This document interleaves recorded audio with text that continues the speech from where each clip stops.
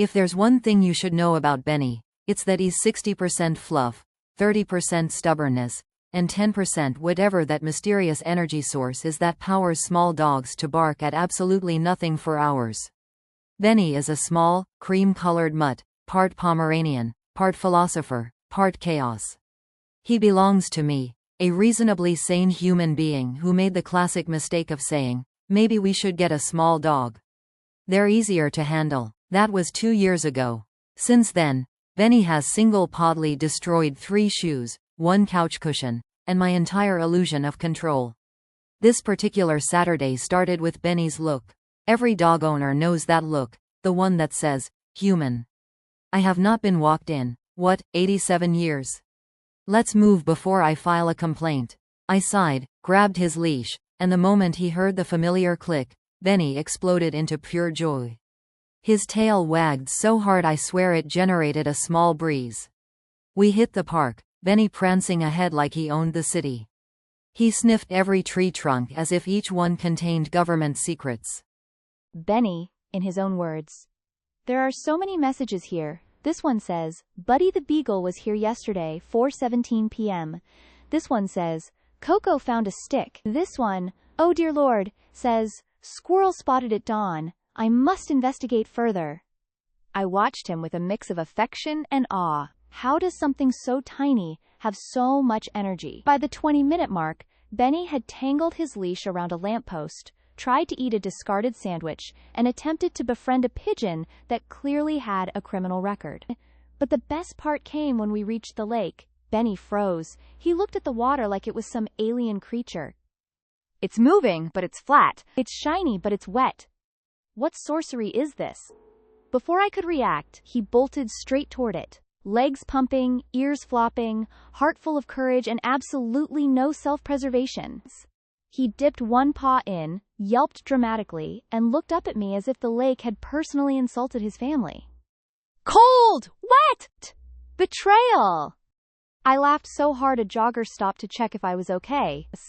After an hour of walking, and by walking I mean me dragging Benny away from every smell, snack, and squirrel in existence, we finally made our way home.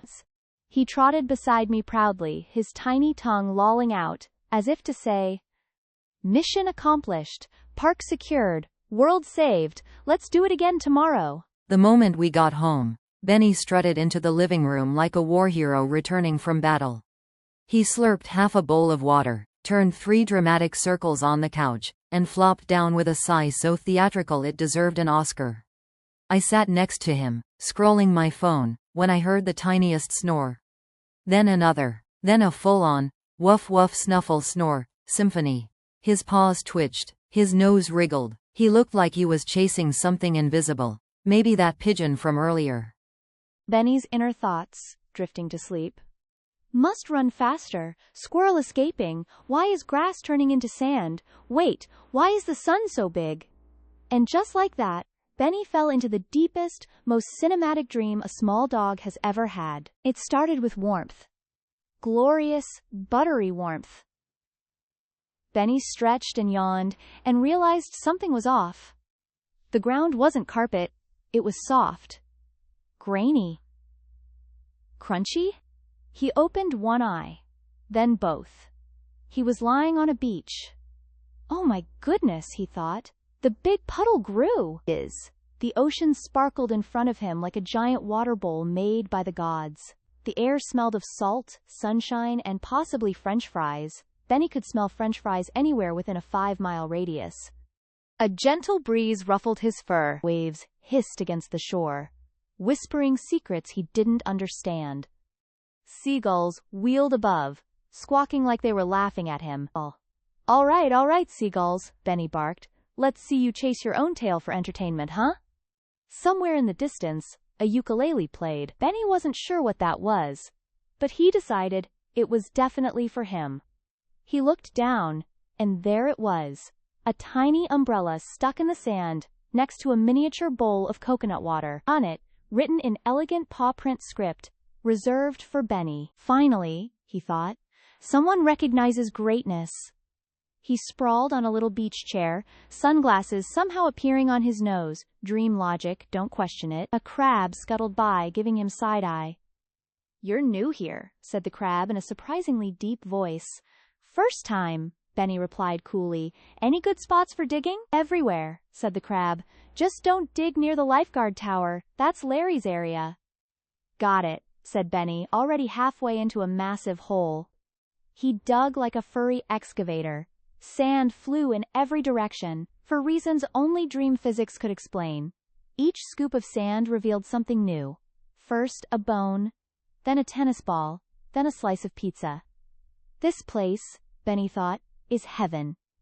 After an hour, or maybe a second, dream time is weird, he collapsed in his hole, blissfully tired. The sun warmed his fur. He sighed happily. "This," he murmured, "is what I was born for." Then, trouble. A massive wave rolled in, stopping just short of his paws. From the crest of it rose a familiar shape. A wet nose, floppy ears. Arrival? It was Beach Benny.